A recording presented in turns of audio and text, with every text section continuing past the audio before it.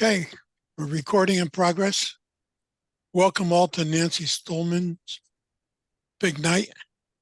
And I have kind of a list, and I'm going to go through the list. And when Nancy wants to do a giveaway or wants to read, she'll just tell me. Perfect. Does that work out for you? That is perfect. I'm resending this to Robert too. I think I just want to be entertained for a minute. I'm coming off my Friday and grading, so I think it'll be really fun for me to jump in a little bit later. Okay. Rob Geisen. He was born in 1971 and lives in Longmont, Colorado. He's a big fan of brevity these days. That's why he almost didn't include the bit about being born. I will dispute none of that. All of that is true. Okay, you're up, man. All right. Thank you very much. Thank you, Nancy. This is called Planet Rapture. My name's Multiverse Johnson, professional brochure writer. Present assignment, hop a short long-haul shuttle to Planet Rapture, observe and mingle with the tourists, and then write a brochure regarding everything I've learned. I don't like these destination planets, but the brochure writing market isn't what it used to be, so I go where they tell me to go. On the shuttle, I read David Foster Wallace's essay about lobster fests and the cruise ship. You got to get into a particular mindset when thrown into an assignment like this, and that cruise ship essay helps. I also read a brochure that I didn't write about the history of Planet Rapture. It was lousy, the kind of writing that gives brochure writers a bad name. It was contractionless, written in the fourth or sometimes fifth person. The paragraphs looked like upside down turd emojis. The author didn't mention his penis once. What the brochure unstylishly said was that Planet Rapture was owned by a simulation and turned into a raptured theme amusement park around the time Star Trek VI was released on VHS. The simulation had constructed over 8 billion different variations of rapture. Guests were not guaranteed to be raptured, and the specific type of rapture they might experience during their visit was anyone's guess. Raptures take place multiple times a day, like a geyser erupting at Yellowstone Park. It kind of gets to your skull after a while. I watched a lot of raptures go off while I was there. The first one happened while I was talking to an attractive souvenir shop owner about the paperback copy of The Assassination of Jesse James by the coward Robert Ford that I'd picked up a couple decades ago in a gift shop in Mexico. 1 minute, I'm going on about how it's my favorite book that I've never been able to finish.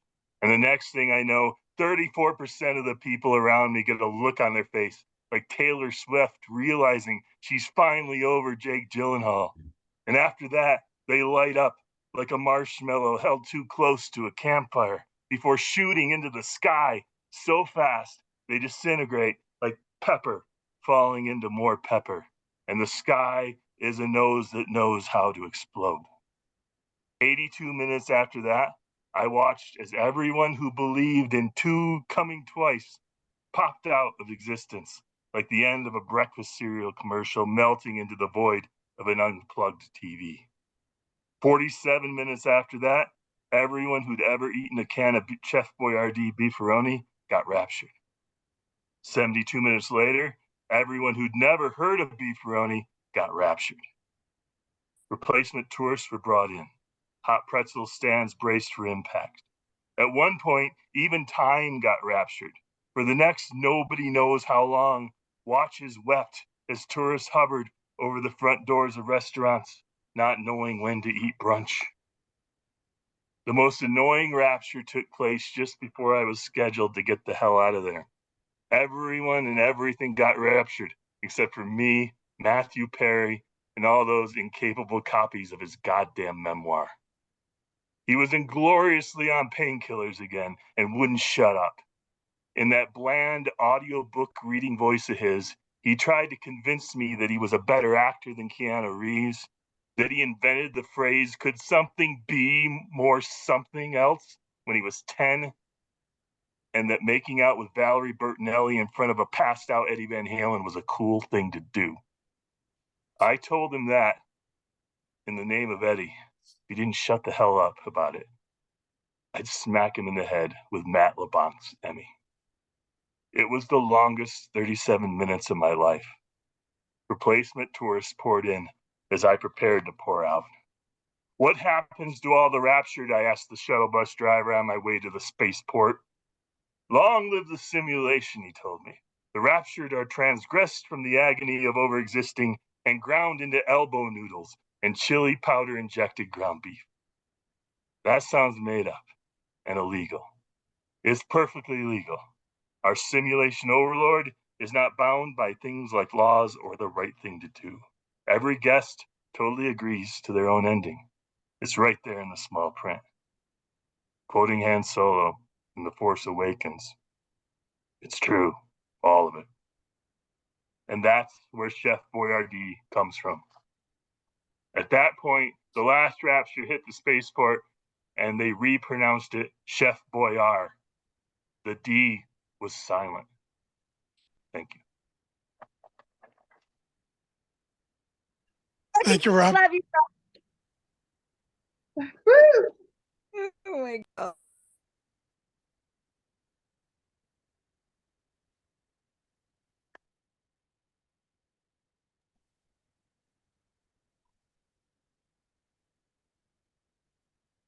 Next up is Jonathan Bluebird Montgomery. He's friends with Nancy Stolman. He hangs out with her and performs and stuff with her and writes reviews about her books because they're friends. He's at this event tonight because they're friends. He's got to read tonight because they're friends. He left one part out. He's almost at this event tonight. He's speeding on his way from campus and he had to pick up his little dog. So he should be here like any second. So well, we're going to go on then. I would suggest that, yes. Thank you. Meg Tweet, latest collection is 3 by Tweet. She's author of 6 story collections, 5 chapbooks.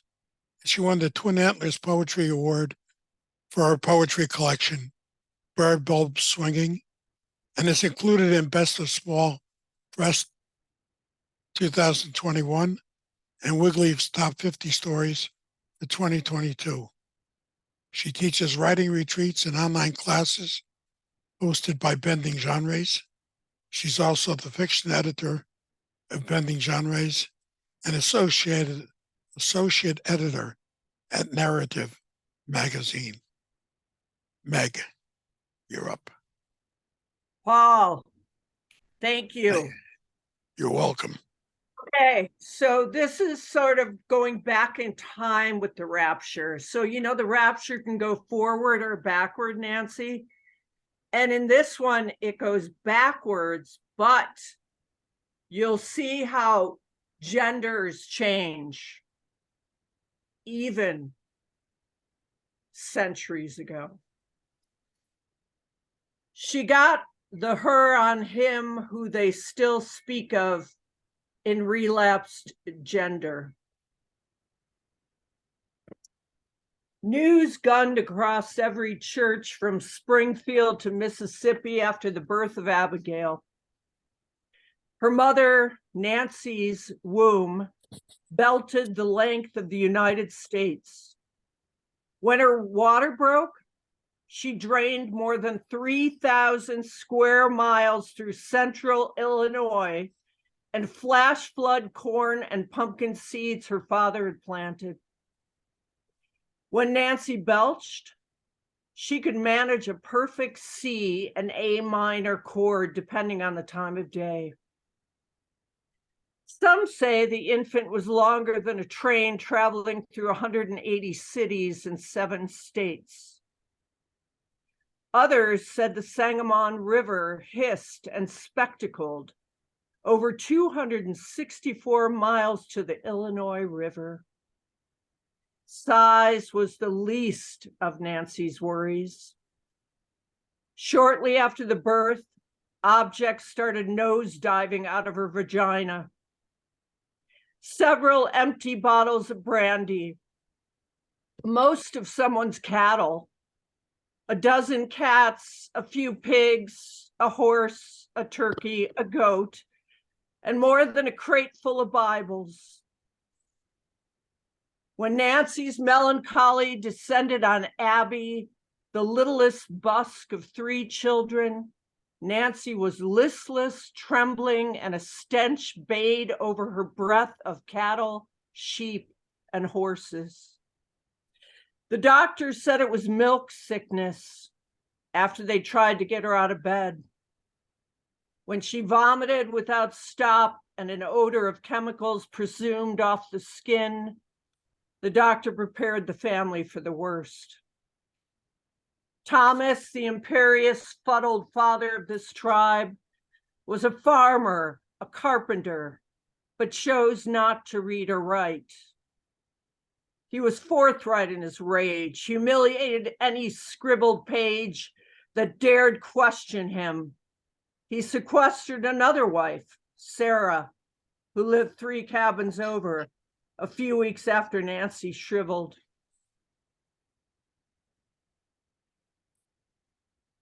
I'll be right there with you. Oh my God. Nancy's shriveling right now. Okay. The litany of things coming out of the vagina in your story is going to haunt me forever. Thank you.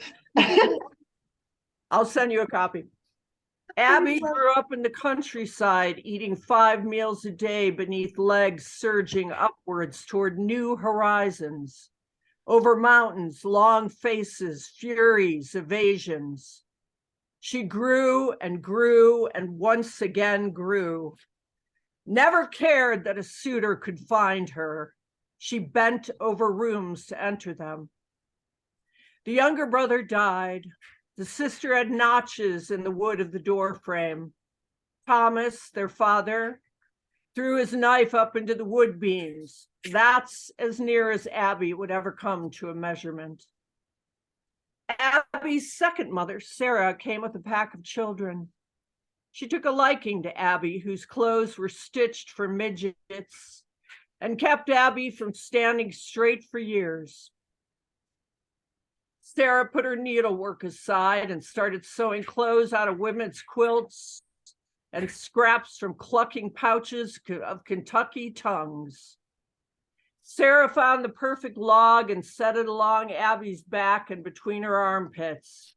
Abby rose into the sky, one of the first true phoenixes of the 1800s. And so why the subterfuge of gender? Abby racked through the headwinds of jobs available for females. Domestic servant, farm worker, tailor, washerwoman. Son of no fucking gun, she said, I'm planting oak tree feet in the God-infested White House. I am to be the president. The country steamed its way around her speech by train and sunbit porches. News swam its way to the Carolinas as a young Andrew Johnson waited her turn. It was her say. Abigail Abe Lincoln became the 16th president and first woman president. News swam its way to the Carolinas where Andrea Johnson waited her turn. And after that, it was Eulalia, Ulysses Grant, Ruth Rutherford Hayes, and Janie James Garfield. That's one. This is a short one. Why didn't you just stay home and masturbate? Lust walks ahead of us, stretches longer than sky sailing hair, out of some girl who billows more descriptions than clouds, and aftertastes and knocks every bud that mattered once, the sweat from your fingertips. Even when I pretend in the caustic light of this restaurant that has starved so many weary eyes, that we are the language of peppers. Heat steams cleavage across a shadowed room. Ballads braid themselves over the highfalutin sheen of mammoth mammary glands. Never look within. These are not fat, tissue, lymph nodes, vessels, ligaments, and silicone. These breasts swallow mountains, chop wood, bear the weight of heavy eyebrows and moist eyes from both sexes, win lottery tickets, fame, cities. The twilight of their skyscrapers pull vision upward in awe and admiration of creation and the pulse of a suckling newborn. I suck down another margarita. You pay the bill. Decay and disdain spread sticky over the plastic tablecloth. Don't peep now. Your surface is unzipped. That's that. Happy rapture, baby! Thank you, Meg.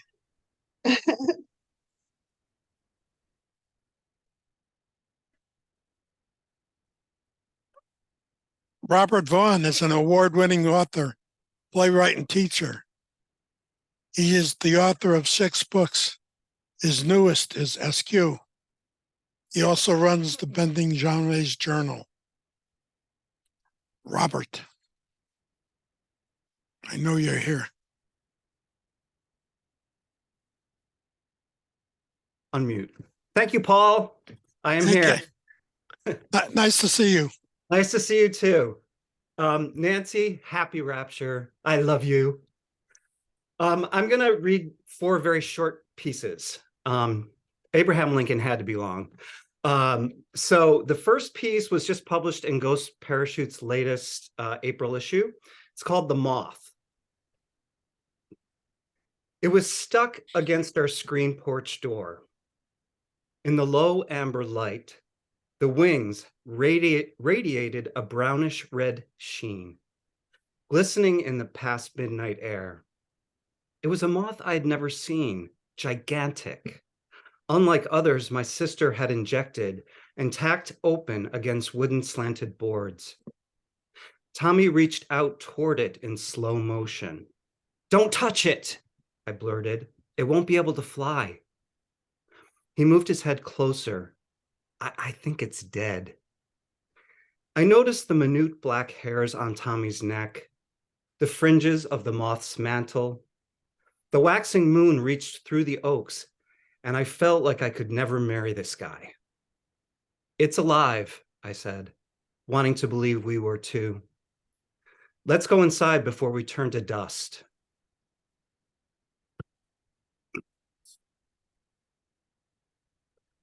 Okay, I am also going backwards in the rapture, so I'm going to go back into book after, in the recesses of books. So this actually is from Askew. You can't see the book because of the rapture. And this is called The West Was Once a Direction. Its terrain has always beckoned and repelled. The river of no return spoke my name, solitary adventurer, discovering gold in the eddies of the Rio Grande. How does one remain oneself in the ongoing search for discovery? Does the Little Dipper envy its big brother? And the other stars? What about their gaseous output, their dimmer switches? This vision quest led me to you. But the West is an interrupted dream. Look, I am living, but on fumes. And neither my childhood nor my future grows any smaller. Look how I touch the world, not as myself, but as an echo of who I was. And as I delve further and further west, will I be lost in the story I tell my fractured self? A swallow's shriek as it dives backward against strong wind currents. A story is, after all, a kind of smothering.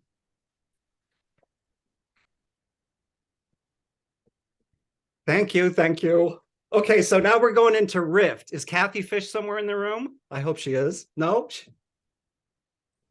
Anyhow, Kathy and I wrote this book together, and I'm going to read a kind of correlated piece to the last one, and this is called What Lies Ahead. We were taking turns at the wheel, and our breaks were getting less frequent because we wanted to reach Jefferson City before sunset. And the prairie was making me ill, the way it looms before you like the promise of a job, but never delivers. And I realize I don't want to grapple with this now. So I suggest Tony close his eyes, hands it 10 and 2 on the steering wheel to see how long he can keep the car in a straight line without veering off onto some lopsided course. And the casserole Tony's mom made us that we've been eating for the past 3 days would come spewing up from deep within. And just before my hope soars in thinking what lies ahead of us in Jefferson City, in that shithole of a burg without soul, it overwhelms me how I can be this lonesome sitting beside my best friend who I'd saved from drowning when we were kids goofing around on the Platte River. And as I look over at him, eyes still closed, I see my future there. Like these tumbleweeds, he somehow magically misses as they spin off across the plains.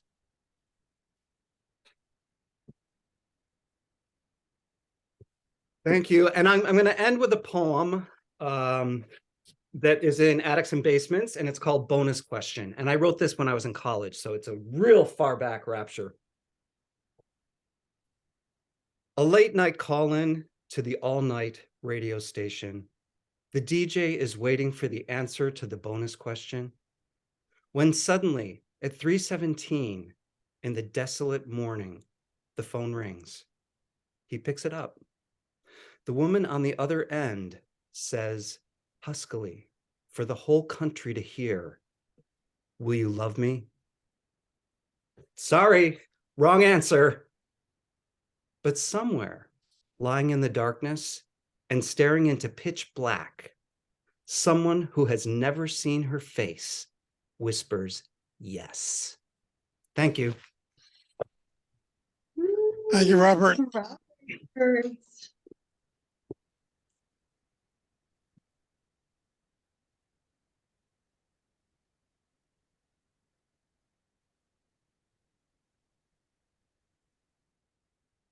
Robert, I also love your shirt.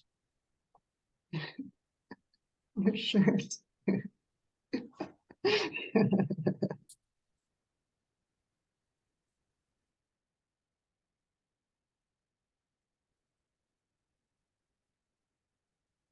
Francine Witt is a poet and flash fiction writer. Visit her at her website, francinewitt.com.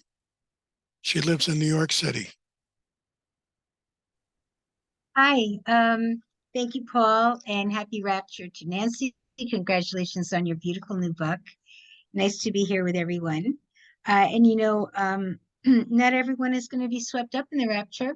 So, this is for those of us who aren't. This is called That Time the Planet Exploded.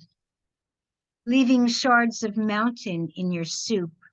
The planet exploded, but still enough land, still enough air, and nothing but soup left to live on. Today, like always, you spoon the mountain aside. But what's that shining from the bottom of the can? A key? An actual key? You say this out loud to your husband who isn't there anymore. A key seems rather useless now that there aren't any doors. The planet exploded from the inside, not by man, which is what you would have thought. Instead, it was roil and boil and magma. It was oceans clapping shut like mouths. At first, you were glued to the TV, and then, like that, the TV was gone. You found soup in a leftover supermarket store, the one with the shelves all this way and that, like broken teeth. You and the few others arm-loaded up with cans of soup. You and the few others walking right out with no one to stop you. You all agreed to spread out because of all that luxurious room you had always dreamed of. You all agreed to start your own countries. Now, you open up your nightly can of soup. You bang it open with a rock because the can opener got swallowed in a lava rush. You have grown used to bits of everything showing up in the can, but a key? You wonder if this was the last act of the soup maker who was hoping to be remembered, if not saved.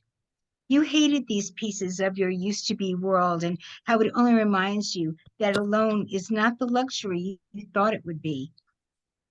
Some nights you want so badly to look at another face. You even pretend plan a trip to another one of those countries the few others made. But you remember the agreement, no visits, danger of new population. You all decided that the last time you were together, all of your arms hefted with soup cans outside the leftover supermarket store. Goodbye, good luck, flab of another hand on yours for the very last time. You remember this some days, forget it on others, like today when you eat your soup and this key pops up and you will stare at this key for hours. You will think about the times you came home from work, your husband on the other side of a lock click. You will even hold the key in your hands for a while, press it against the fleshy part of your palm, which needs so badly to be touched. Finally, you will hold the key up to your heart, wonder if there is anything left there to turn. Thank you. Thank you, Aw, Franny. beautiful, Fran. Thank you.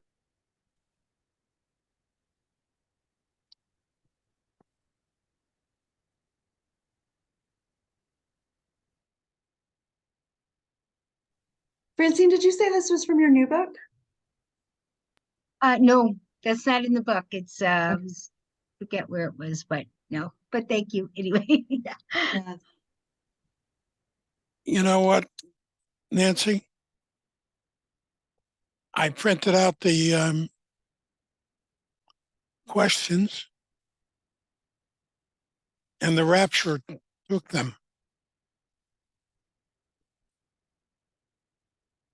I am going to text them to you. Hold on. Also, So you can, Jonathan Montgomery is in the waiting room. Oh, yes. He's here.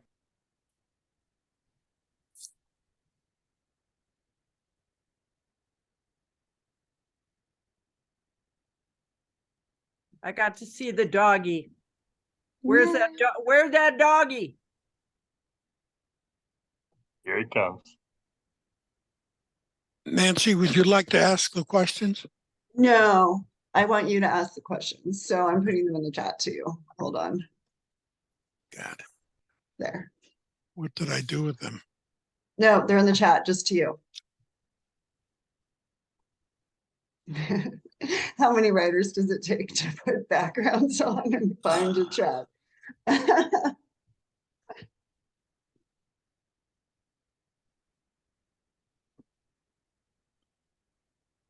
But Jonathan's here. Yeah, Paul, Jonathan's waiting in the No, he's here. tea room. Let him in.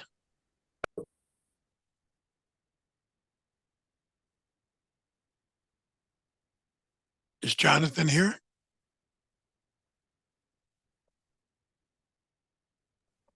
The question, and then we go to Jonathan.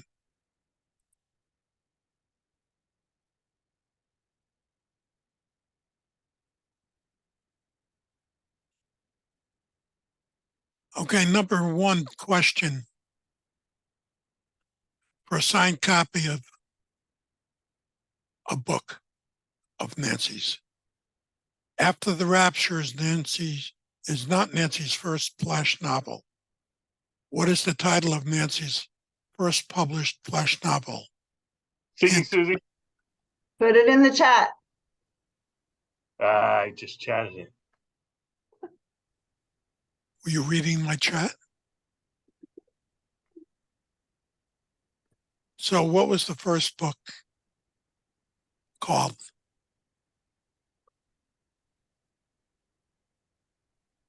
No one knows? I mean, I Actually- don't think I can play. Yeah, you may not be able to play. Well, No, nobody's I'm not- gotten I know, we There- all know him, right? nobody's Can gotten I the give them title a hint? exactly right yet. Can I give them the hint? People are getting it close. it's Speaking of not Susie, it's not looking for candy. she's It's a not looking for stripper. candy. Love Susie. She's a hot stripper.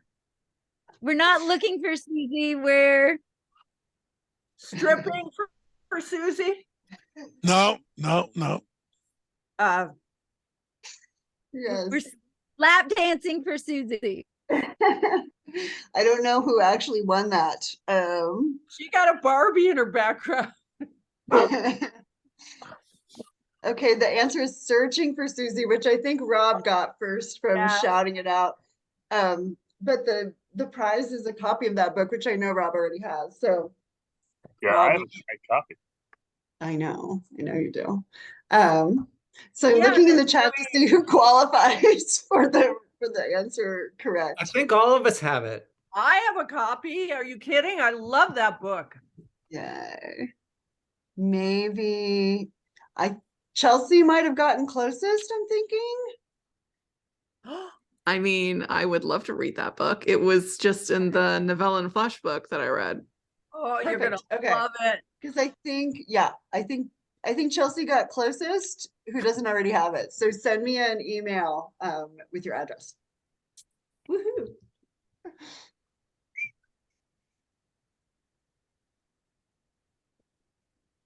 Okay, it's Jonathan Montgomery here.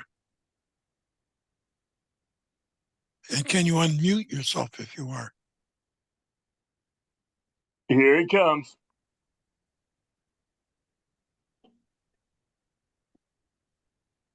Jonathan Bluebird Montgomery is friends with Nancy. He hangs out with her and performs and stuff with her, and he writes about her books because they're friends. He is at this event tonight because they're friends.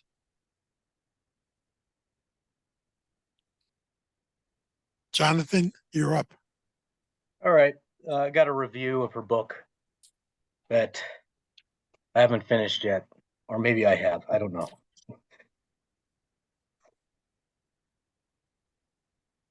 I love your book, Jonathan Bluebird Montgomery, on Nancy Stillman's After the Rapture.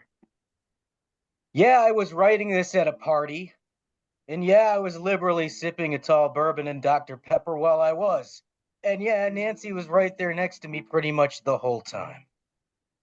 Is this what the publishing team at Mason Jar Press envisioned when they sent me an advance copy of Nancy's new flash novella, After the Rapture, weeks ago? I can't say I understand the minds of professional publishers.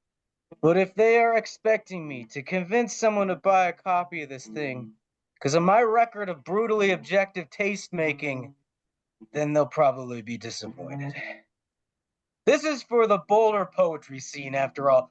All we do is talk about how great our friend's writing is, and that's the way we like it. And Nancy is my good friend, and her writing is great. Anyway, we were at Rob Geison's latest Under the Moose reading.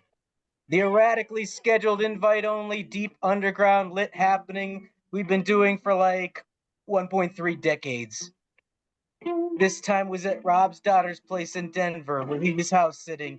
And Kona Morris was there visiting from LA. And Crystal Summers was there, and Leah Rogan Roper and her husband Roper were there too. And I had it in mind to write this review right there, live, in front of everyone.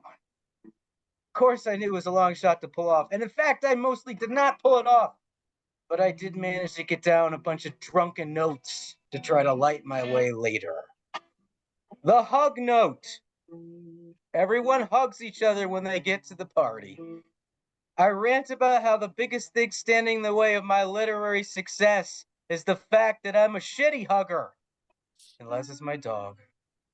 Leah, the way to become a good hugger is to hug a good hugger. Nancy agrees. Me, I don't want to be a good hugger, though. I want to be a shitty hugger and be accepted anyway for it, like all my literary heroes were. That's right, Mason Jar. If I'm in a certain mood and surrounded by safe people, I self-indulgently complain at parties. And even more self-indulgently, include it later in my book reviews. So let's get to the review. After the Rapture is a book about the end of the world. When I first read an earlier draft in May 2020, Nancy was concerned that it was accidentally a little too on the nose with the end of the world we were currently experiencing. I didn't see it as a pandemic book then or now, though. It was all written before that ever happened anyway. But the thing about Nancy's writing is that it's so keenly observant about human behavior that it can correctly predict anything that will ever happen to us. And the pandemic just happened to be one end of the world in an era in which there's a new end of the world happening like every day. It doesn't matter if it's COVID-19, contaminated lettuce scares, or whatever the hell happened this week. Some kind of Silicon Valley banking thing. Thanks to our advanced media technologies, we are now conditioned to live in a constant state of emergency. The pasta salad note. Mention how good the leftover pasta salad Crystal Summers brought over was. A AWP note. Nancy is going to the AWP next week and doing a reading with her press and will probably be appearing at a booth. I've been telling myself I don't give a shit about going to AWP because I'm a literary outsider. You hear me? A literary outsider. And you don't need to be part of anything inside when you're a literary outsider rebel like me. Nancy, I think I might be lying to myself. Maybe I do want to go to AWP. Nancy, you could just go. Me, but no one will invite me ever. Nancy, you don't need to be invited. Just go. Next year is Kansas City. I'll be there. Me, okay, maybe I'll go to Kansas City then. And that's one of the reasons I'm friends with Nancy. She can talk me down from my own personal literary end of the world, just like her brand of deadpan satire talks her audience down in rapture. She spoofs our perpetual hysteria by constantly tying it together with our equally helpless urge to gorge on pop culture. Walmart, KFC, Tom Selleck, Barbie dolls. And in this world, and in the world of this book, angels and antichrists are treated as mundane, but karaoke is treated as sacred. The Kansas City /karaoke note. Nancy, we're thinking about doing karaoke tomorrow at Dubs. I turn to the next page of After the Rapture titled Karaoke Gangs Force Kansas City to Institute Curfew. Me, oh my God, we mentioned both Kansas City and karaoke in conversation in the last 5 minutes, and then I randomly opened to this chapter. The gods are on our side in this book review. Nancy describes her literary movement as pop lit, akin to Warhol's pop art, because we can't help pop culture being central to our worldview. We grew up in that era of maximum television, but not internet quite yet, and that affects how we look at everything. The Blondie note. When Nancy had her lounge-style 80s cover band Kinky Mink, they used to do Blondie's Rapture. Nancy knows all the words to the rap part. The Rob/Jeff Beck note. Rob's big end of the world is obviously Helen, but he has a mini end of the world whenever a legendary guitarist dies. For the last few weeks, he can't stop saying the name Jeff Beck. Rob, Jeff Beck, Jeff Beck. Let's all go down to the basement couch now. Jeff Beck, Jeff Beck. The Sling TV note. I got Sling TV for a month so I could watch basketball. It's a streaming thing, but it's the cable channel, so they show commercials. And I remember how much I miss commercials. They present a soothing, idealized version of society. Perfectly Swiffered floors rather than the doomed version of society the internet offers. Swiffer something something, fascism. The narrator/main character in After the Rapture seems to have no agency. She gets tossed from one hyperventilation/indulgence to the next and can only just watch. But is she even all that upset about it? The Leah real shit note. Leah. The rapture is when you focus on what you focus on when you can't deal with the real shit in your life. Nancy nods. A lot of the book was inspired by a car crash Nancy was involved in a few years ago. It was one of those genuine end of the worlds in which she was nearly raptured to wherever you go when you're raptured, and ended up with serious injuries which took a while to recover from. The narrator in After the Rapture literally gets in a car accident at the moment of the book's rapture. And in classic Nancy humor, she has her injured arm replaced with a plastic Barbie arm. This leads us down a whole Barbie rabbit hole with Ken and the dream house and everything, as she and the rest of the unraptured wait in limbo for the final end of the world. The Moose Note. We all read something for Under the Moose. Too buzzed to write down or remember what. The Connective Tissue Note.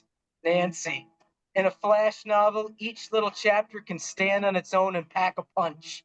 You don't need to include all the connective tissue like a regular novel. The audience can fill in the gaps. The Read Us the Review Note. Kona toward the end of the night. Johnny, read the review. Me, I only have notes. Kona, then read the notes. Me, okay. Yeah, Johnny. Woo! I love it, Johnny.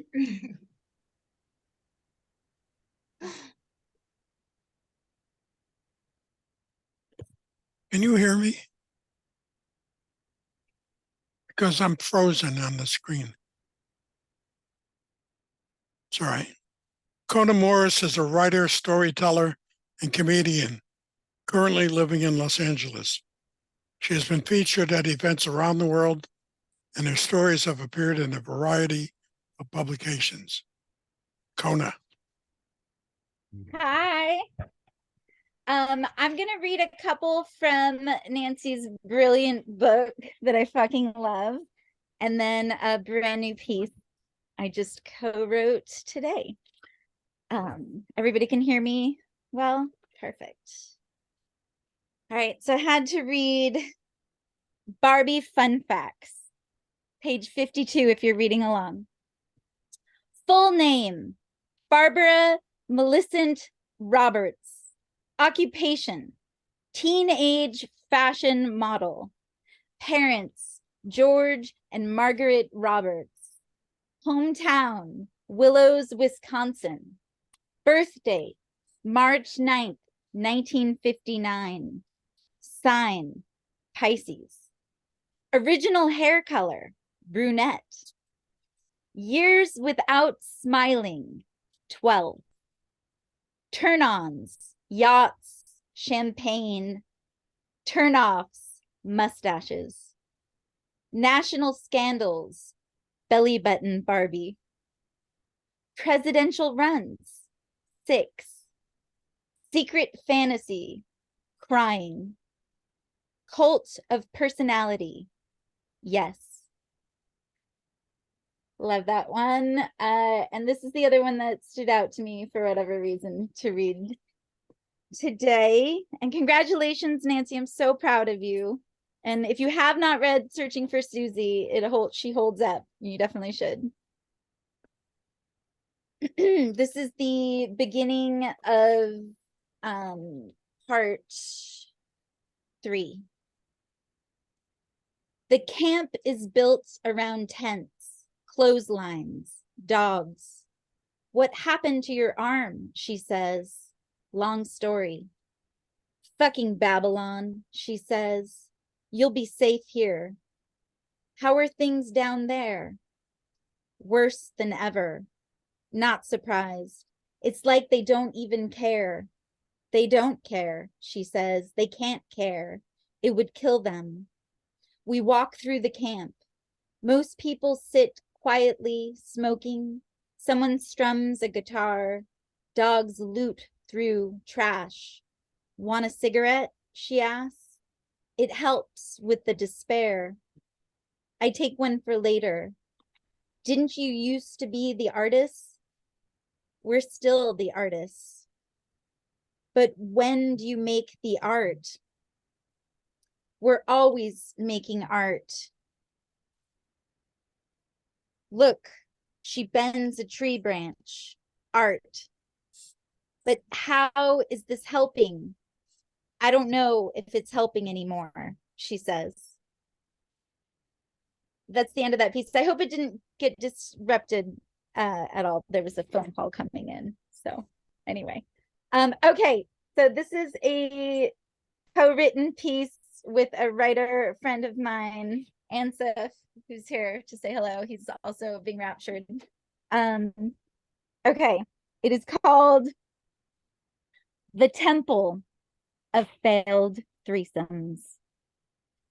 It's an ancient cathedral of faded fresco paintings depicting sacrilegious moments of lovers in peril. But these are not pious nor peaceful mosaics of our past paragons. No, these are sad saints of sexual debauchery whose flaccid halos have fallen. The collected images of disappointed fantasies and chafed expectations. Yes, this is the temple of failed threesomes. They all start off the same. In Exhibit A, we see the stained glass of eager, hopeful eyes, a lifelong fantasy about to be fulfilled, so close you can taste it on your tongue. An escapade that's invite only, and you are one of the chosen three. Pheromones lubricating the air with the sultry moans of Marvin Gaye, Al Green, and Nina Simone. In the second panel, you will find Exhibit B, directly to your right as you enter the temple. This is where everyone stands looking their sexiest. The artist has used bright pastels to portray new bras and silk boxers, razor smooth and ready for carnal pleasure. Minds drifting to imagine which abstract shapes your emerging love triangle might form. Exhibit C, as you go deeper into the chapel, is where shy smiles give way to bold confidence. Hands reach out to unfasten buttons and slide zippers. This is going to be the greatest night of your life. Only the zipper gets stuck and someone's hair caught between the metal teeth rips out with a frantic yelp of horror. Oh shit, are you okay? Yeah, they respond, but they are clearly shaken. The song has ended and the three of you stand naked in awkward silence.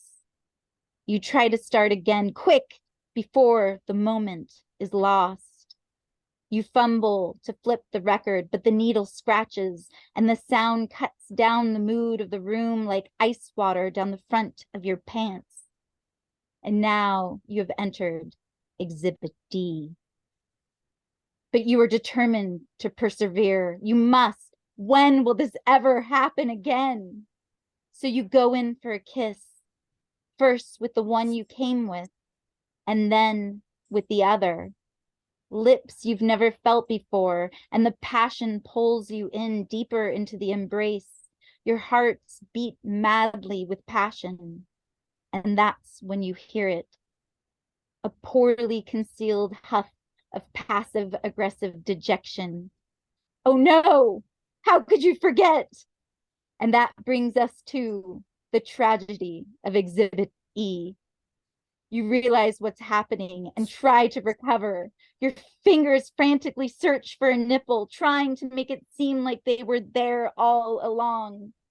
But it's already too late. They've changed their mind. Somehow they've managed to sneak their clothes back on. I'm going home, they shrug. You know, if you continue, consequences will be had. So you try to prevent the inevitable. You stop and ask them to express how they feel. But before you know it, you are an unwitting model for Exhibit F. The three of you sitting in armchairs, sipping tea, having a therapy session to try to figure out what the F just happened. Are we going to be okay? But all that's left is the terrible feeling that you have failed. You've let each other down. You broke the spell and can never go back. And so, before you consider taking on this holiest grail of sexual escapades, recall these cautionary tales that have been recorded inside the hollowed walls of the Temple of Failed Threesomes. Thanks. I love it. Thank you, Connor. It's for you, Nancy. Thanks, Paul.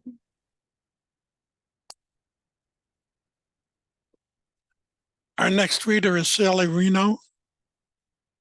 Sally is co-editor of the Littlest Big magazine, Blink Inc. Go for it, Sally. Big congrats, Nancy. Can you hear me? Am I on? Okay. Yeah. Hi, everybody. Love you all so much. This is what happened to the dog. Oh, yeah, you said about the dog. What happened to the dog? We had these neighbors, Tom and Daisy. They were having a dramatic marriage. Fights, threats, affairs, reprisals, alcohol, constant bickering. You knew them a while, you understood two things. They would never settle down and make peace, and they would never divorce. Then the younger daughter goes off to college and they divorce. Boom. So Daisy gets the house and Tom goes out and gets himself a pit bull. That's the dog Kate was asking about. Tom's got this fishing cabin in the Tules and takes a notion he'll go live there with the dog. First weekend he's there with the dog, testing things out. The local sheriff pays him a visit. I hear you've got a pit bull, says the sheriff. Tom's all ready for this, he thinks. He tells the sheriff he checked and there's no law or ordinance or statute that says he can't have a pit bull there. Sheriff allows that's true. And there's no law, ordinance, or statute that says I can't shoot that dog in the face if I think he's out of line. Tom sees the cabin and dog thing isn't working out, so now he's got to do something with the dog. First, he tries to park it on Daisy, but she isn't having it. So he goes to the older daughter who has small children. What could possibly go wrong? She's appalled. So with the younger daughter, he goes straight to blackmail. Take the dog or he quits paying her tuition. Then a bit of luck. The daughter's crappy boyfriend loves the dog, is happy to take him on long walks and so on. Turns out he's really taking the dog for protection when he goes to score drugs. Naturally, the dog makes some hard case original gangster nervous, and hard case shoots the dog in the face. So that's what happened to the dog.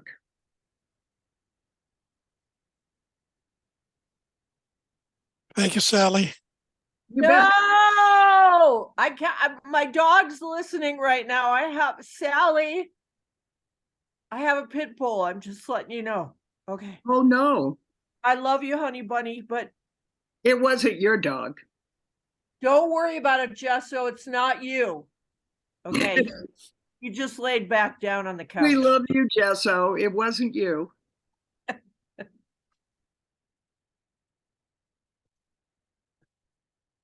Our next reader, I don't have a bio for a lot of people, so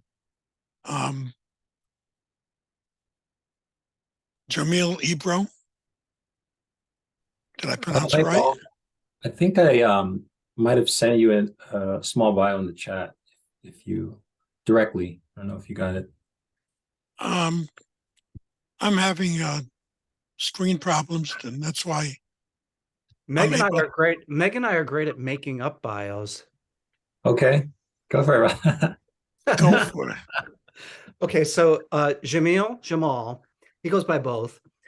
He's originally from Honduras, and he did a lot of pole dancing when he was in college to fund his, all the academic stuff. And along the way, he found that he's fascinated with older women. So right now he's like writing all of this great stuff about it. And please welcome Jamal. He's actually also living in Florida right now. So his pole has become a palm tree, and he has it right outside of I hate to say it, a retirement home. And so that's how he makes his living. And he has a fabulous red, white, and blue Speedo. Welcome, Jamal. 63% of that was right. Good job, guys. So, thank you. It's nice to build this community with you all, and I am grateful and joyful to celebrate Nancy and her work. And I'd be the luckiest guy to continue to be there. So this is hot off the personal press, so it's a little rough, but hopefully it's apropos for this wonderful occasion. Okay. It's called An Egypt in Winter's Night. This day, while the grass grew, while you were sleeping, this day, when somewhere on the other side of the world, the sun shone on people you will never meet. This day, when a potter could still feel his way under caked hand. This day, when someone smiles, even when there's nothing to smile about. This day, when heirloom tomatoes bloat. This day, when our leaders allow individuals to inflict mass destruction of human life in the Second Amendment's name. This day, when your body will be cold tonight, save for hearing this, when it is the only time I can guarantee that it will be warm. This day, when you walk through the church of solipsism to finally choose to burn down. This day, when you must lose things, your endangered desires dissolve like salt in a weak broth. This day, when the refugee eats polenta out of his hand and stares out the window forever. This day, when a man and a woman sit on a pier together and the seagull burbles at how they are quiet, at peace in their talking or not talking. This day, when the owner fits her fingers to the ribs of her dog, wishing it could muscle a smile again over the tumor stitched to its mouth. This day, when you hurt and you love, and when sometimes love is the reason you hurt. This day, when struggle does not get rid of doubt, but lets bare kindness emerge as bare kindness, the way a cry announces to the ears the silence that housed it. I know that when you come to the rapture, to ancient white heat, to desire, on this minuscule and kithless globe, a desire that reaches daily for the bomb, the blade. Yet who can petition in the dark for tokens of peace? Human desire, black holing on this moat of matter, in whose mouths abide cankerous words, which challenge our very existence. Yet out of those same mouths come songs of such exquisite sweetness that the heart falters in its labor and the body is acquitted into awe. I know you have a tiny scar on your body that only you know about, that only you see now. I know you remember how you got it. I know for one human being to love another human being, to truly love them, that is perhaps the most difficult task that has been entrusted to us. The final test and proof, the work for which all other work is merely the preparation. This day, let your vow bewilder, palm you during breathlessness, drilling its hand onto your heaped up heart. Let its fierceness and stillness hold you. Let its voltage be indiscriminate all your days, a resuscitative burning.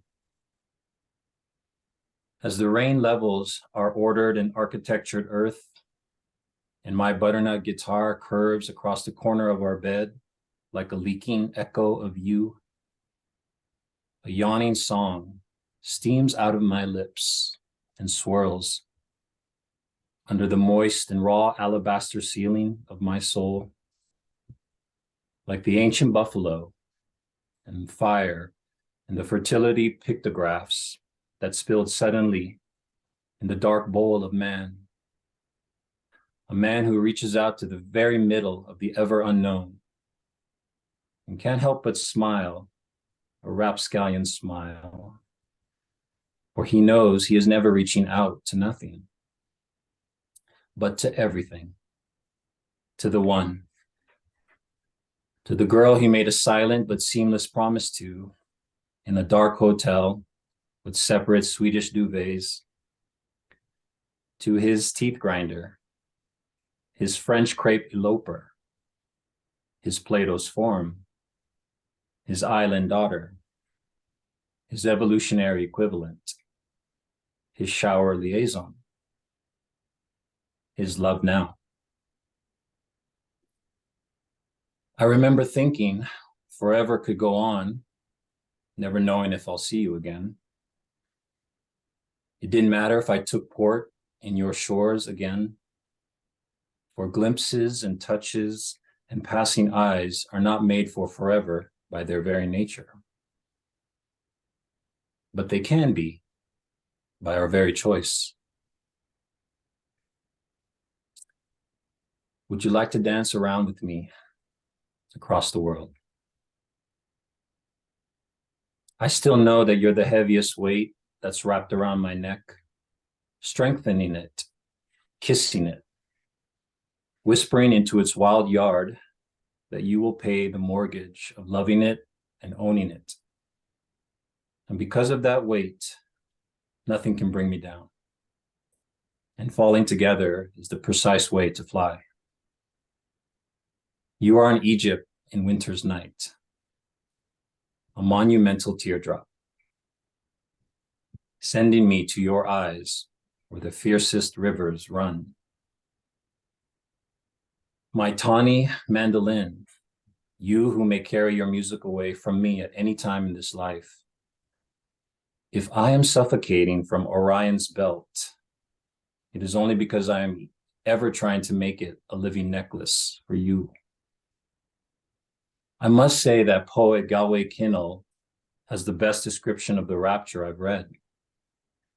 He describes it as his love, quote, bending so low her back runs parallel to the earth, but there is no way to sway in it. There is little burden. The day has hardly begun. The two mounds of muscles for walking, leaping, lovemaking, life toward the east. What can I say? End quote. How close does this dragon's spume have to come? How wide does the crack in heaven have to split? What would people look like if we could see them as they are? Soaked in olive oil, stung and swollen, reckless, pinned against time. So do what you will. Always walk where you like your steps. Do as you please, my stargazer lily home run. I will always break the heart's bread with you. How, you ask? Well, those 100 trillion crumbs in the night, an Egyptian night, panting and smaller than one. So friends, hearing this, every time your family members or future kids turn their backs, lost in good humor or homework, May you not forget to touch each other's faces. Everything, everyone is intelligible in the language of touch. And tonight, when you sit down to dinner, you will be inarticulate as the church icons with silver eyes. All difficulties postponed because the conflagration is so good. Thank you. Thank you, Jamil. Thank you. Beautiful.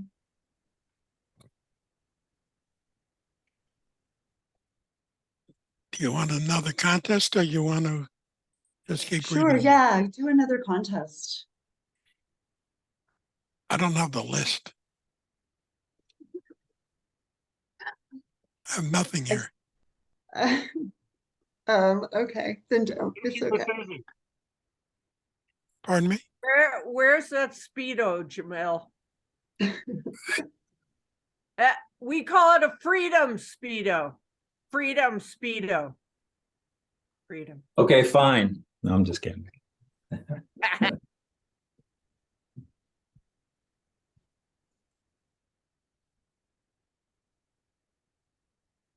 Okay, our next reader is Karen Chavrin.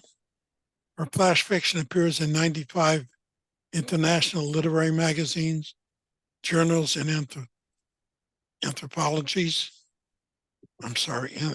Anthologies. The Pushcart Best Small Fictions, 4 Best Microfiction nominations, and a spot on the Wigleaf Top 50 long list.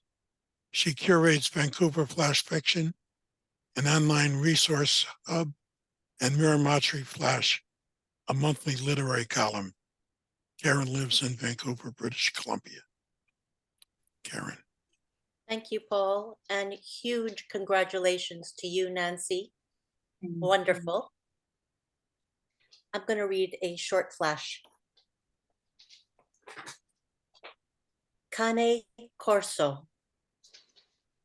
My beefy neighbor, Axel, who I both avoid like the plague and watch obsessively through my dining room curtains, has a new ditzy blonde waltzing up the front steps with him into his dingy puce green linoleum foyer. That's where the spectacle ends.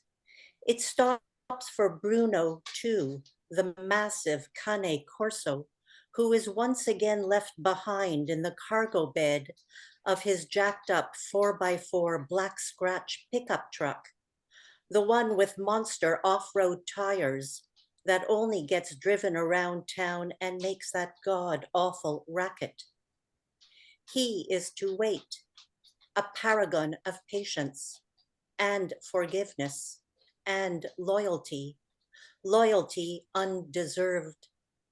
Oh, how I feel for that dog, the brute left standing on all fours, rooted to the corrugated metal bed, steaming in the hot, hot Louisiana sun. His paws near blistering. No water, no food, no indication of when the lout will return, will even remember what he left behind. The dog, although not tethered to the flatbed, never jumps ship. He just waits, in stay position, for that bastard to return. I have been on the verge of calling animal rescue many times, but self-preservation stops me cold. He would know it was me. The sun beats down hard. Long, slobbery strands of coagulated saliva hang like stalactites, formed over centuries, centuries of waiting, the dog never moving.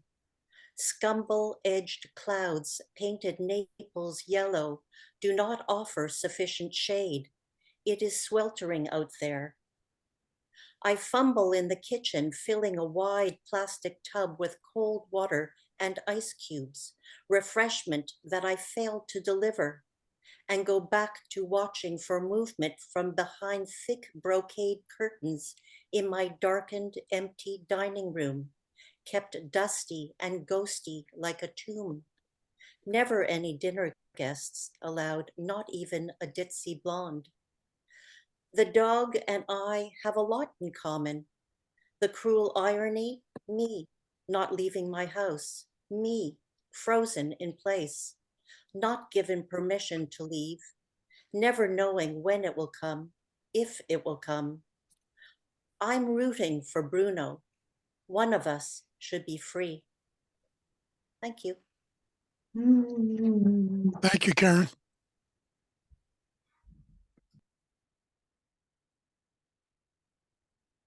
Our next bio list reader is Dave Gregory.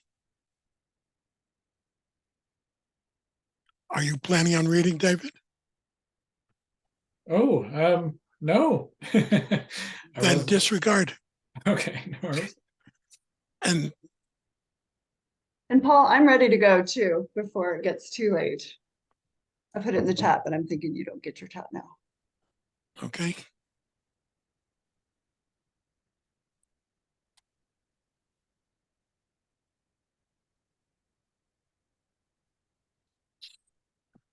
You're up. Great. Oh, I can read your bio, can't I? You can or not. It doesn't matter. Nancy has things to Maybe, get. maybe Robert and Meg should do my bio actually, because I think. Oh, absolutely. Yeah. I think I'd appreciate that. Yeah. Okay, so Nancy Stolman tap danced her way across Hawaii. And then when she turned 5, she decided that she wanted to go to college at that point. So she moved to New York City, went to NYU, finished in a year, her 4-year degree. And then she became enraptured with this circus act that went across the country, and she signed up for it. And Meg takes over from here. Well, it turns out she ran into Tom Cruise when she was in LA. And there was something in his eye that brought back Born on the 4th of July, something about that brilliance that he finally had that nobody had ever seen before and nobody ever seen again. And she decided, yeah, Scientology sounds like it's a place to go. And she saw, as she was walking towards this large building, bodies going upward, all wearing spandex. It was beautiful, really.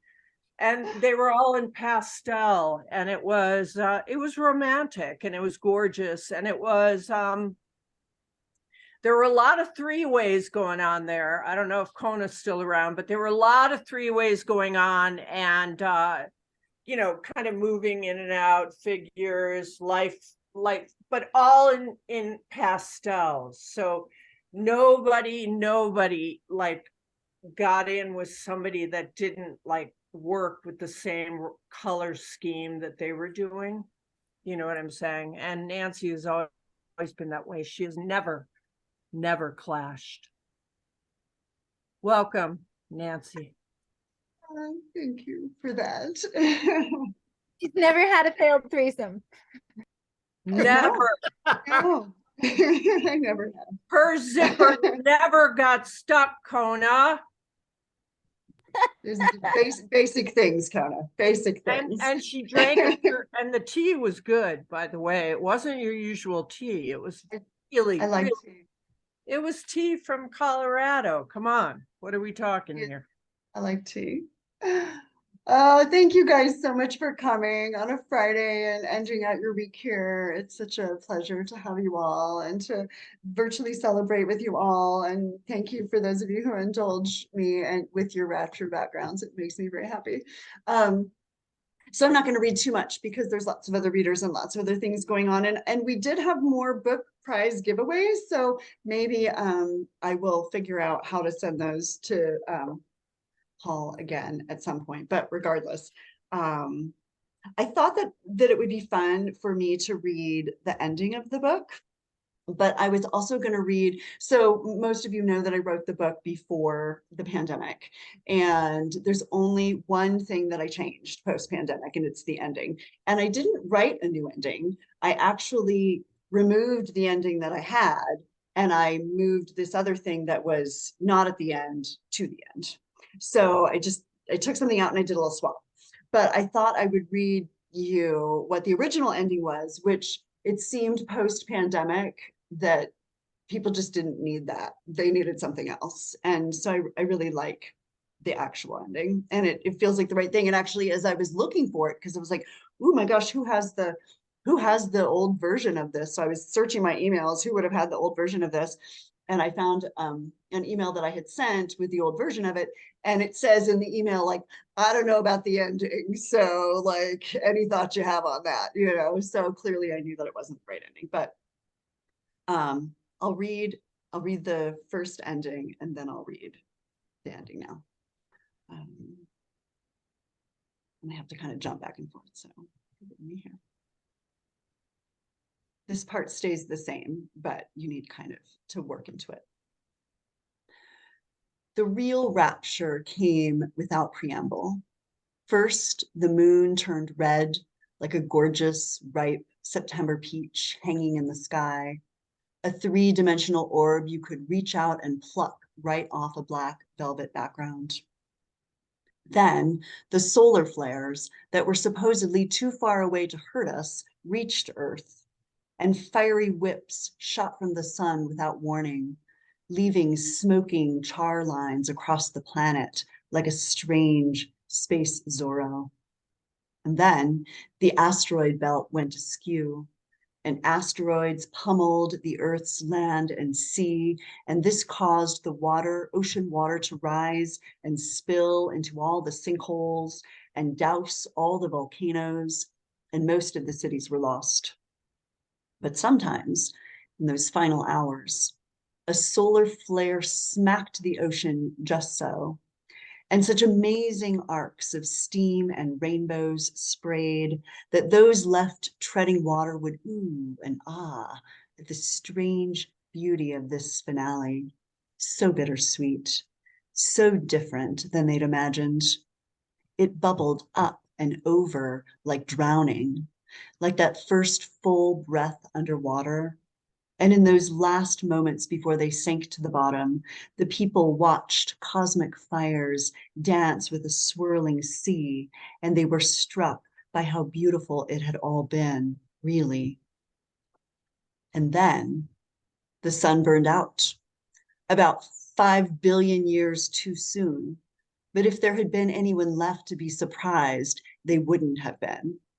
It bubbled and dimmed and passed through a planetary nebula to become a white dwarf, then cool to brown, a tiny star having done its duty, now only another speck floating around a wide and silent space.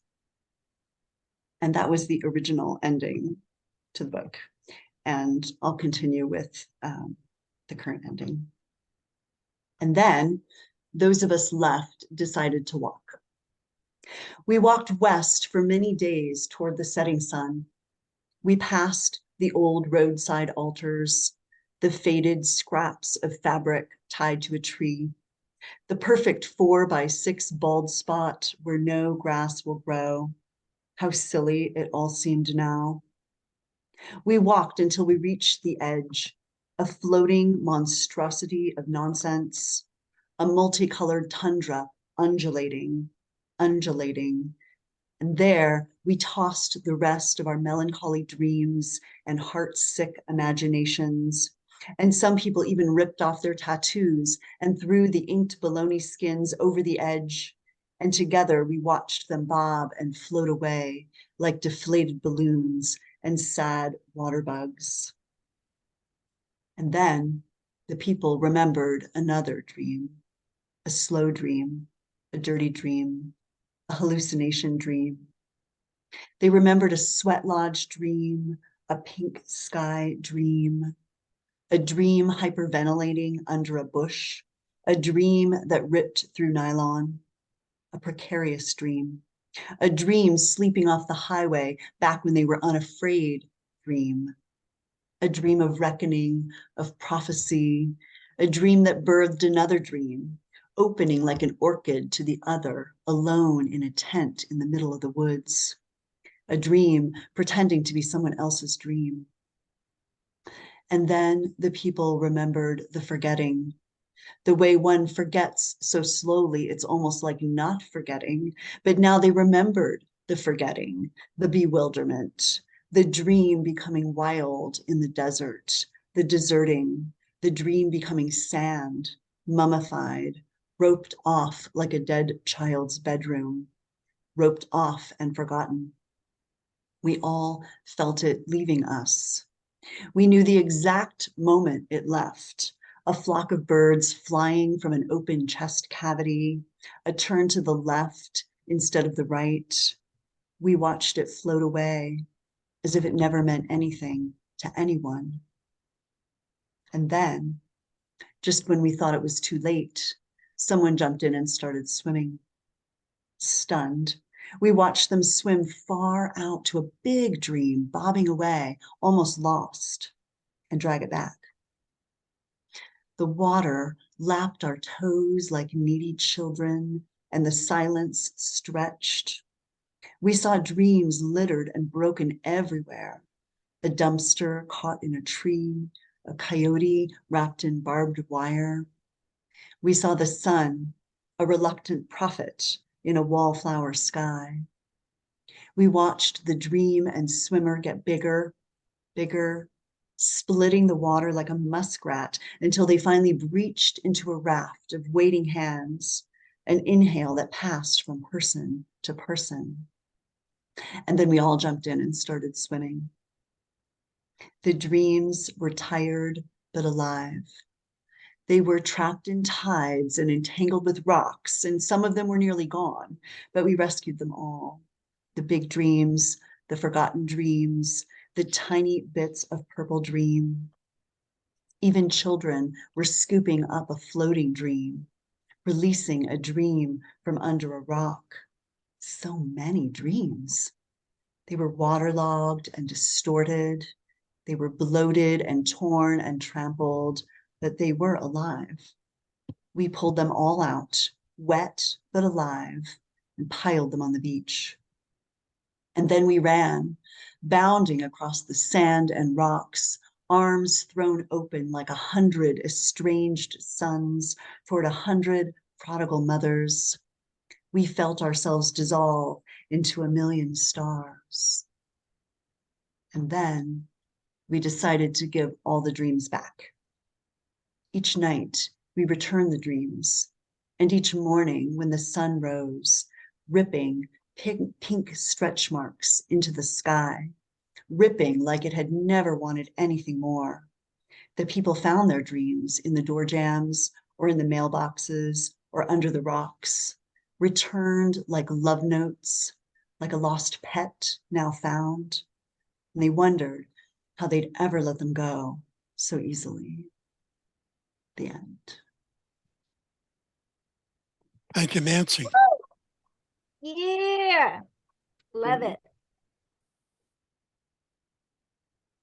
Wow.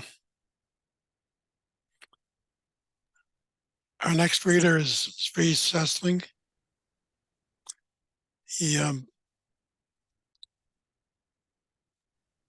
Thank you, he's Paul.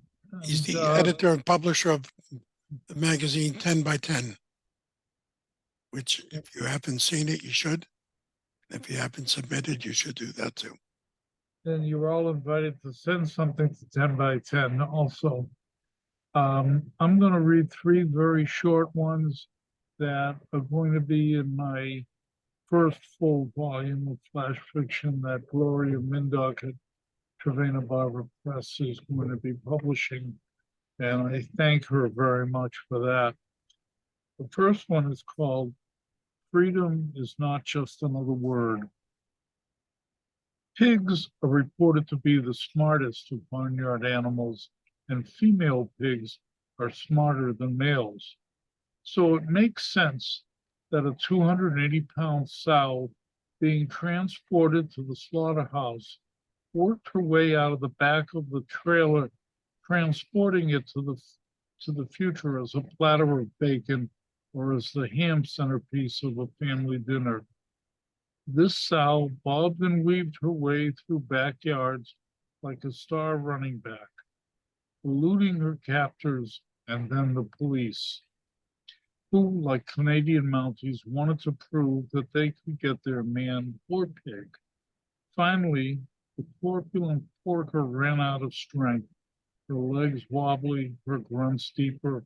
She just lay down, and when roped like a cow, she squealed like a pig. She was dragged back to her inevitable fate, learning a lesson rock and roll fans have never learned. Freedom is not just another word, and there is something left to lose. The next one is called She Really Remembered Me. At the 50th high school reunion, they trot out old lady Pogash. I say to her, I know I'm not supposed to ask a lady her age, but how old are you? She glares at me and says, no, you're not supposed to ask, but I'm 102. I responded with a straight face, not possible. You were 102 when I had you for senior English. She points her crooked finger at me and says sternly, you always were my most obnoxious student. And finally, this one is called A Run of Bad Luck. It hasn't been good, Leroy says to his psychiatrist, Dr. Mendenhall. My luck with women has been a bad run. My first wife, Cecilia, had an itis. In fact, she had every itis known to the medical profession and some they didn't know. First, on our honeymoon, she got appendicitis. After we were married, she developed ileitis, then colitis, and then she got a terrible case of conjunctivitis. That was followed by osteoarthritis. Dr. Mendenhall strokes his mustache. A run of bad luck for the poor woman, I would say, psychiatrist says. Ah, but that's not the end of it, Leroy continues. Next, she got diverticulitis and finally vulvovaginitis. And that was when you had the affair with Laura. Yes, but it was desperation. I'm sorry. Okay. I needed some loving. I run into my secretary in a lounge. She has just gotten a divorce and is drowning her misery. She takes me back to her place and makes very passionate love to me, but keeps calling me by her ex-husband's name. I help her find a new job. Dr. Mendenhall says with a scolding tone, you have not told me about Zoe. Oh, well, Zoe is a different kind of free spirit and barely out of her teens. She has a couple of boyfriends, but tells me she always wants to have sex with a married man. Why did you stop seeing her? Well, one of her boyfriends threw her out the fifth-story window of an apartment building. Dr. Mendenhall says, and then there was a quick string of affairs. One had STD, one runs off with a professor, another decides she's lesbian.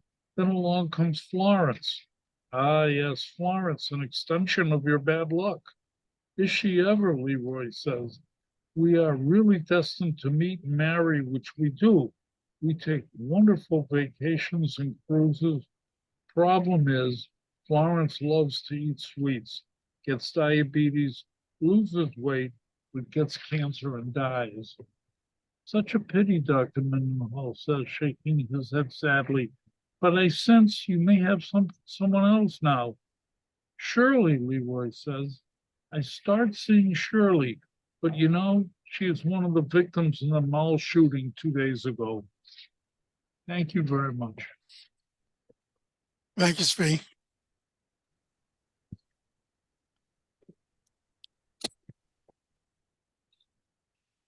Craig Fishbane, you're up. Hey there. It's been a long time since I was at one of these readings. I'm going to start with a couple of short pieces, and I got in the New York Quarterly in honor of a tiny, tiny poem I got published in the New York Quarterly a month ago. I'm going to read the two tiny poems I've got in the New York Quarterly, which are decidedly unrapturous, but then I'll finish up with a very short piece, which has a little bit more of the rapture. Okay, this first thing is called Mexico. Only tourists are at the bullfight, and they cheer at the wrong times. The matador is caught off guard, and I drink tequila in silence. This next super tiny piece, just as short, is called Bangkok. A man with no legs drags a cup with no money across a street with no traffic after dark. The bar girl with no bra invites me to join her for a drink. They have no more Singha beer. I say, forget it. And finally, something a little bit longer and hopefully a lot more rapturous. This was published recently in Flash Frontier. It's called A Practical Guide for Visiting the Temple. It was after I'd read a few too many tourist guides when I was traveling in Asia one time. Remove your shoes before you enter. Understand how footwear is stained by the world, covering feet that have labored for centuries, toiling in rice paddies that appeared to be beautiful, but only from a distance. Negotiate the maze of assembled congregants, worshippers searching for means and method to continue through another sweltering day without pity. Join the farmers who have trudged through the muck of survival to kneel on this marble floor, some with socks, some without. Contemplate the face of Siddhartha at the altar. Trace the smile carved across a golden countenance. Consider whether those gilded lips offer consolation or simply contain an invitation to breathe. Allow yourself to collaborate with the gathered supplicants in a soft chorus of respiration. Do not rise until you have felt it, a breeze awakened in the unmoving air. Accept that you may need to squint at that first glimpse of light when you cross the threshold back onto the stone porch. Avoid any attempts to make distinctions in the glare.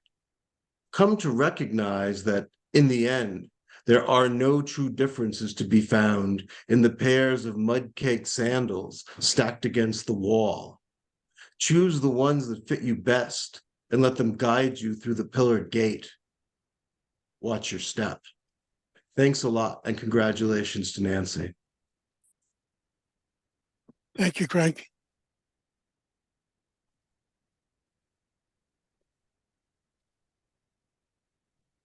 Brad, are you reading tonight? No, Paul. Thank you. I'm just hear all these fabulous writers, so I'm really pleased and impressed. Okay. Well, in that case, I'm going to read. Yay. I'm going to read from, you're going to have to take my word for it because I'm missing, but after the rapture.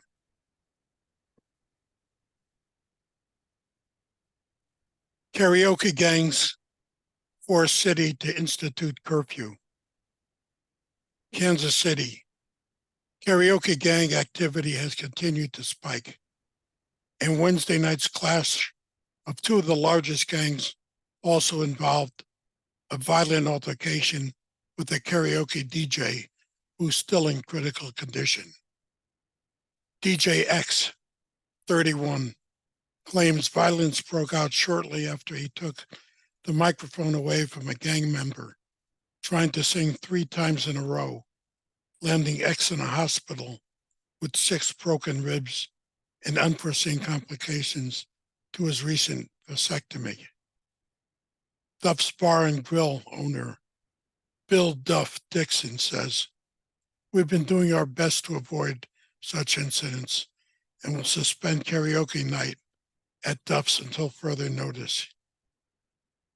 Karaoke gangs have been active in all of the major cities, but Kansas City will go on lockdown after 8 p.m. through the holidays. People are warned not to venture out unless absolutely necessary.